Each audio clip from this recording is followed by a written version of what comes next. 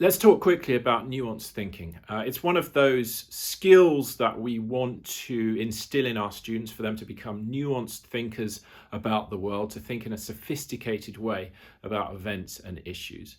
But what do we mean exactly by nuanced thinking? Well, for me, basically, it means going beyond the obvious. It means going beyond the headlines. It means not taking anything for granted, and not just going along with our assumptions that we have about the world.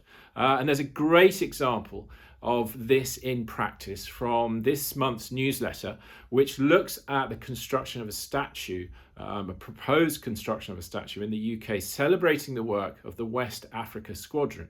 And this was a group of sailors from the British Royal Navy who intercepted slave trading ships in the 19th century and, on the surface at least, did a fantastic job in helping to bring about the end of slavery. So this seems like a laudable initiative, a great thing to be celebrating, a positive aspect of the past, until you start looking at what's behind the statue, what's the agenda of the people who are trying to put it up, why they are trying to craft a narrative about Britain's role in the slave trade and how that focuses on us helping to end the slave trade rather than being involved in the running of the slave trade and the fact that we enriched ourselves via the slave trade. So there's a lot left out, including what happened to the African people who were freed from the ships. They weren't returned home. It wasn't as positive as that, unfortunately. So there's a lot more to this story, and there's a lot more to the agendas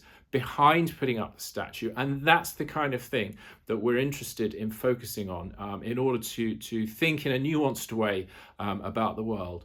And if you want, you can go even further than that. You can start having a look at the agenda of the media source that presents this fantastic story and think about why they are interested in covering this story and talking about this kind of thing. So you can go as far as you want with your meta thinking, and really kickstart some great discussions and debates in the TOK classroom.